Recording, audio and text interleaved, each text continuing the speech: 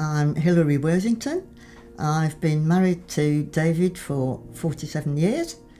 I was brought up in Birmingham and my father went to church. My mother didn't because her family had been upset at the church she went to when she was very small, and they all left and didn't go anywhere else. So it's difficult to say whether I was brought up in a Christian home or not. There were certain Christian principles there. And there were a whole lot of Christians at the teacher training college that I went to just outside Oxford, where I met David. And it was due to this group mainly that I ended up becoming a Christian.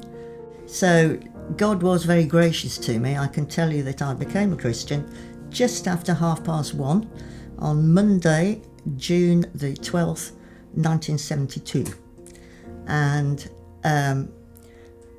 I needed to know that that was very real because I had prayed wanting to become a Christian, and somebody thought that that was my prayer of commitment, but it wasn't. It was a prayer saying, I really want to know you, Jesus, but I don't seem to be able to do anything about it. I don't seem to be able to take that final step or whatever it was at the time.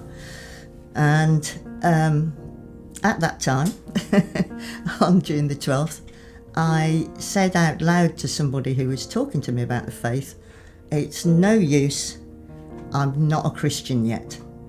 Now, I've been brought up thinking that I was a Christian, and I think that was the thing that I had to say to God.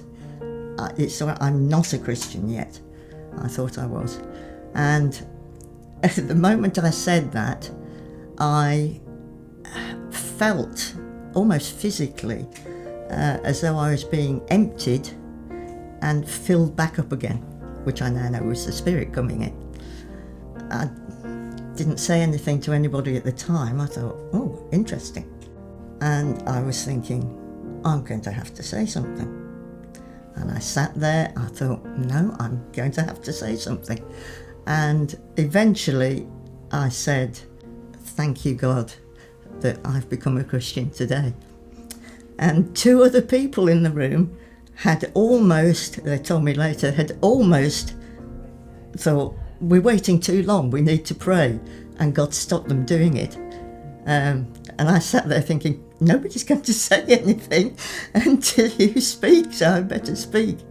So that was also my first experience of God being very close and speaking very definitely. It's not an audible voice, but I know what the words are pretty much when God speaks to me like that. So immediately things looked brighter and bigger, and that was quite something.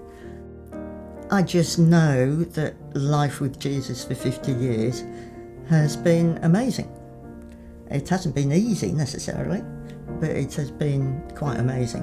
One of the verses that's very important to me is do all to the glory of God, which is what I've tried to base my life on. So it's not what I'm doing, it's what God's doing in me.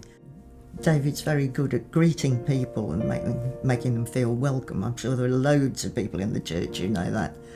I'm better at more behind the scenes things, and we have had sessions where we've been encouraged to investigate what our spiritual gifts are. We both have hospitality, and I have what used to be described as a gift of helps, which is seeing, amongst other things, it's seeing odd bits that need doing, that nobody else is doing them, and going and doing them. I used to be one of the people who operated first the overhead projector for the words, and then gradually that became, on the computer and so on. And I've been through pretty well all the stages of that. But ultimately, you have just got to say to Jesus what you said. I want to get to know you.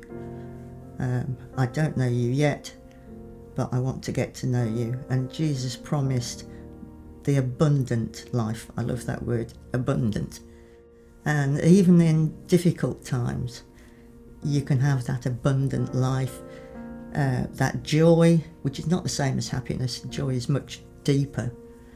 I think that's what I would say to people.